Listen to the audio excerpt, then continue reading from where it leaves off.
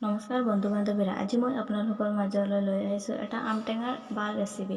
মাছৰ লগত আমি কেনেকৈ আমটেঙা ৰান্ধিব পাৰে যদি আপোনালোকে নাজানে তেতিয়াহ'লে মোৰ ভিডিঅ'টো চাই শিকিব পাৰে। গতিকে মোৰ ভিডিঅ'টো প্ৰথমৰ পৰা শেষলৈ ভালদৰে চাই যাব। এতিয়া মই ভিডিঅ'টো ষ্টাৰ্ট কৰোঁ। প্ৰথমতে আমটেঙা ৰান্ধিবলৈ হ'লে আমখিনি এনেকৈ সৰু সৰুকৈ কাটি ভালকৈ ধুব লাগিব। মই ইয়াত আমটেঙাখিনি সৰু সৰুকৈ কাটি ইয়াত লগতে অলপ নহৰু পেষ্ট বনাব লাগিব।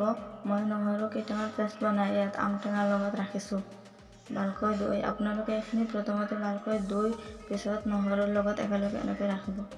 এতিয়া মই আমটেঙা কেৰাহী এটা বহুৱাই কেৰাহীত তেল দিছোঁ। লগতে নহৰুখিনি দি মই ইয়াত ভালকৈ 3-4 মিনিট ভাজিবলৈ দিম। আপোনালোকে এনেকৈ অলপ নহৰু আগতে দি দিব, তেতিয়াহ'লে নহৰুৰ যিখিনি গোন্ধখিনি আমটেঙাক বহুত ভাল কৰে। এতিয়া মই নহৰুখিনি তেলৰ লগত ভালকৈ ভাজিছোঁ। এনেকৈ আপোনালোকে 2-3 মিনিট ভালকৈ ভাজিব, তেতিয়াহ'লে নহৰুৰ পৰা যিখিনি চেণ্ট ওলাই বহুত বেছি ভাল লাগে আমৰ লগত খাবলৈ। এনেকৈ আপোনালোকে 2-3 মিনিট ভালকৈ ভাজি ল'ব তেলৰ লগত।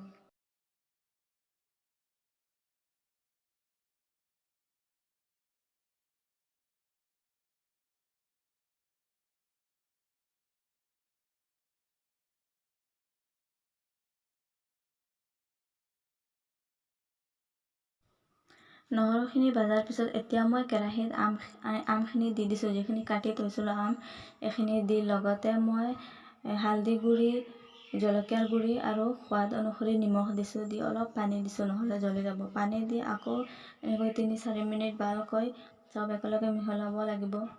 এনেকৈ মই 2-3 মিনিট মিহলাইছোঁ। পিছত আপোনালোকে যদি অলপ বেছি পানী দিব পাৰে তেতিয়াহ'লে দিব। মই এতিয়া অলপ পানী দিছোঁ, পিছত বেছিকৈ দিম। এতিয়া এনেকৈ অলপ সময় মই সিজিবলৈ দিম আমখিনি। চব কিমান ধুনীয়া হৈছে আমৰ ৰংটো। এনেকৈ আপোনালোকে বছৰত এবাৰ টেষ্ট কৰিব লাগিব, কিয়নো বছৰৰ ফল বছৰত এবাৰহে আহে। গতিকে বছৰৰ ফল বছৰত এবাৰহে খাব লাগিব। গতিকে আপোনালোকে বছৰত এবাৰ হ'লেও এই সোৱাদটো টেষ্ট কৰিব।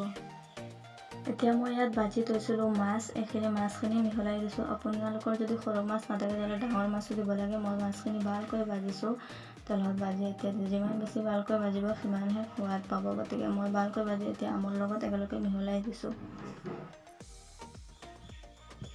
আপোনালোকে এনেকৈ আমৰ লগত মিহলোৱাৰ পিছত অলপ বেছিকৈ পানী দিব পাৰে। মই এতিয়া নিদিওঁ, অলপ পিছতে পানী দিম। এতিয়া মাছখিনি দিয়া শেষ হ'ল মোৰ।